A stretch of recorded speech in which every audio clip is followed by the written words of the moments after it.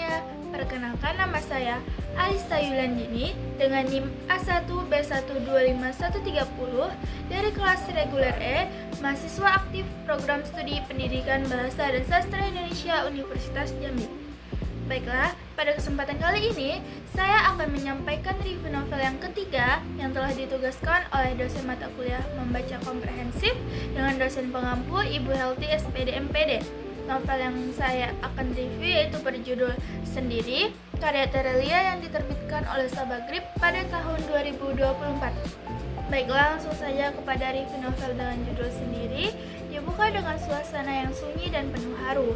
Tokoh utamanya adalah Bambang, seorang pria lanjut usia yang harus menjalani hidupnya tanpa seorang istrinya bernama Susi. Sejak Susi meninggal, hari-hari Bambang tidak lagi sama. Rumah yang dulunya terasa hangat dan ramai kini berubah menjadi tempat yang sepi. Setiap sudut rumah menyimpan kenangan, namun kenangan itu justru membuat Bambang semakin merasakan kehilangan yang mendalam. Bambang dan Susi memiliki 4 orang anak, yang dimana mereka semua adalah perempuan. Yang pertama ada si Ayu, berusia 40 tahun.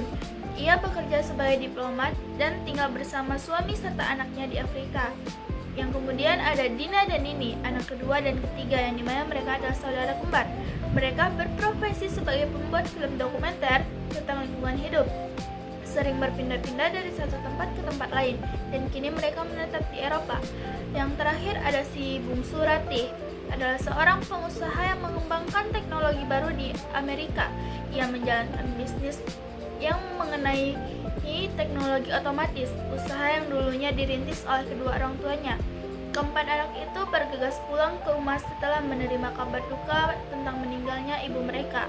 Meski telah memiliki kehidupan masing-masing di berbagai belahan dunia, mereka kembali berkumpul untuk mendampingi ayah mereka di masa yang paling berat dalam hidupnya. Setelah pemakaman selesai, Bambang dan anak-anaknya kembali ke rumah dengan suasana duka yang begitu berat. Rumah yang biasanya hangat kini terasa asing, sunyi, diam, seolah kehilangan napas. Mereka semua merasakan kekosongan yang sama. Sosok istri sekaligus ibu telah pergi untuknya selama-lamanya. Sejak hari itu, Bambang berubah. Ia menjadi sosok yang pendiam, sering melamun-lama di teras kamarnya, menatap kosong tanpa tujuan. Nafsu makannya pun hilang, bahkan untuk sekedar menyentuh makanan pun ia enggan. Ayu dan adik-adiknya terus berusaha membujuk, mencoba berbagai cara agar Bambang tetap mau makan, tetapi ia tetap menolak. Hari demi hari berlalu, satu persatu anak, menantu, dan cucu akhirnya harus kembali ke rutinitas dan pekerjaan mereka. Dina dan Dini adalah yang pertama kali pamit bersama suami dan anaknya, karena jadwal syuting mereka sudah tertunda cukup lama, sehingga mau tak mau mereka harus kembali bekerja. Meski berat meninggalkan ayahnya dalam masa berkabung, mereka terpaksa pergi lebih dahulu. Kini tinggal Ayu dan si Bungsu Ratih. Mereka berdua masih setia mendampingi Bambang sehingga Bambang tidak kesepian. Namun, tepat di hari ke-14, Ratih pamit untuk kembali bekerja.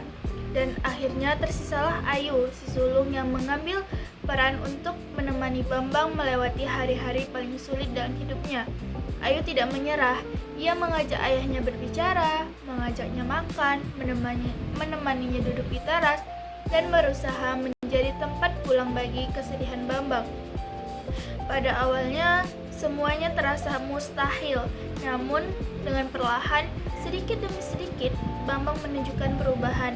Ia mulai merespon obrolan Ayu, mulai menyentuh makanan, dan sesekali tersenyum kecil. Tapi, bersamaan dengan kemajuan itu, sesuatu yang ganjil mulai terjadi. Bambang mulai dihantui mimpi-mimpi aneh tentang Susi. Di dalam tidurnya, ia memanggil, berteriak, bahkan mencoba meraih sesuatu yang tidak bisa ia raih. Ia menerima pertanda, mimpi yang terus berulang setiap malam, burung beo yang mengucapkan kalimat-kalimat aneh, kura-kura raksasa peliharaannya yang tiba-tiba sampai ke kamarnya. Sampai suatu ketika, Bambang merasakan bahwa Susi sedang berusaha memberitahunya ada sesuatu hal. Ia pun bertekad untuk memecahkan teka-teki itu. Bambang dianggap gila oleh anak-anaknya. Bagaimana tidak, jelas-jelas Bambang melihat sendiri Susi terbaring di bawah tanah. Tapi, ia selalu berpendapat bahwa Susi masih hidup, bukan di dunia ini, melainkan di dunia lain yang entah di mana. Setelah pencarian yang cukup lama dan berpikir yang lama, dengan kecerdasan Bambang mendapatkan hasilnya. Tak disangka, di kolong jembatan yang menjadi pertemuan pertama Bambang dan Susi puluhan tahun yang lalu justru menyimpan rahasia besar.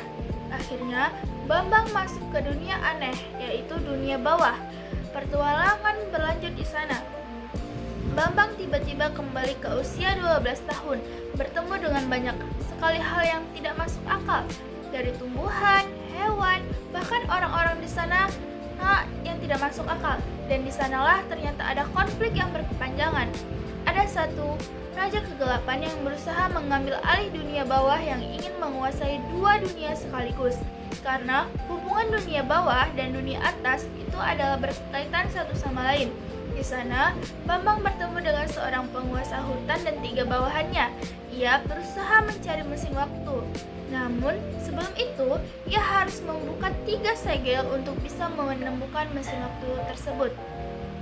Di sana, mereka berpetualang sambil berusaha kabur dari kejaran Raja Kegelapan dan pasukannya. 3 segel yang dibuka ternyata memiliki syarat untuk masing-masing. Mereka harus menyelesaikan masing-masing satu permainan setiap ruangan segel tersebut. Di sana, sungguh satu persatu kesatria gugur, menyiksakan Bambang dan penguasa hutan, hingga akhirnya semua kebenaran terungkap. Setelah perjalanan yang panjang, Bambang menyadari bahwa seharusnya ia tidak perlu menyesali apa yang sudah ditakdirkan. Apa yang sudah menjadi kehilangan, maka biarlah menghilang. Beribu-ribu kesempatan yang kita ulang tidak akan mengubah hasilnya. Bukan kita harus melawan takdir, justru kitalah yang harus melawan ego kita sendiri. Novel sendiri mengajarkan bahwa kesepian, kehilangan, dan rasa hampa bukanlah akhir dari perjalanan hidup, melainkan awal dari proses menemukan kembali jati diri. Novel ini menegaskan bahwa berdiri sendiri bukan berarti tidak ada yang peduli, tetapi menjadi kesempatan bagi diri kita untuk tumbuh, bangkit, dan kembali percaya bahwa hidup selalu punya arah baru. Sekian review novel saya yang ketiga dengan judul Sendiri karya Terelie. Dari kisah ini kita bisa belajar bahwa dari kesendirian dan kesulitan, seseorang bisa menemukan kekuatan untuk bangkit dan terus melanjutkan hidup. Bahwa hidup tak selalu tenang, kadang badai datang untuk menguji seberapa kuat kita bertahan. Terima kasih sudah menonton video ini sampai akhir. Semoga review ini bermanfaat dan bisa menginspirasi